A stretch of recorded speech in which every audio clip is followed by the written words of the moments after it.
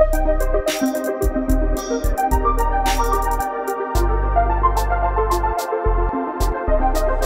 nous avons travaillé sur les mécanismes de vieillissement de la batterie pour comprendre pourquoi et comment une batterie dans la vie pouvait vieillir. Et une batterie, c'est un organisme vivant, un peu comme le corps humain. Dans le corps humain, nos organismes se régénèrent tous les 7 ans. Et ils se régénèrent avec ce que l'on mange.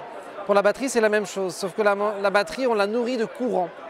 Et ce courant, en fait, doit être modulé dans le temps en fonction du vieillissement de la batterie, en fonction de la température, en fonction de l'usage qu'on veut lui donner. Et donc nous avons développé des algorithmes de charge intelligents qui vont permettre de justement moduler ce courant de charge dans la batterie pour préserver sa durée de vie et multiplier par 2 ou par 3 sa durée de vie dans le temps. Le vélo, c'est un super exemple. On a ce chargeur, donc, qui est le nouveau chargeur intelligent qu'on présente aujourd'hui. On a mis 3 modes de charge. Le premier, vous voulez effectuer une charge rapide. La batterie n'aime pas la charge rapide. Et en fonction de son âge, la charge rapide va pouvoir évoluer.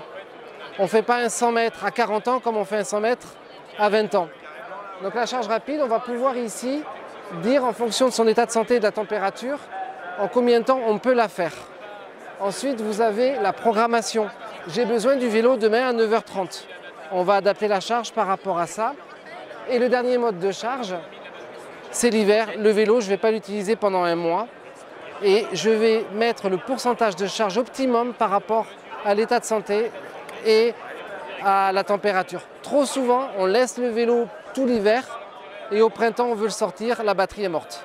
Voilà. Donc c'est un exemple qu'on a développé avec Wavescral et Michelin sur le vélo électrique.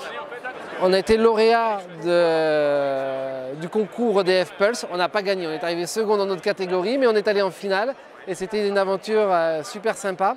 Et EDF nous a encore invités cette année.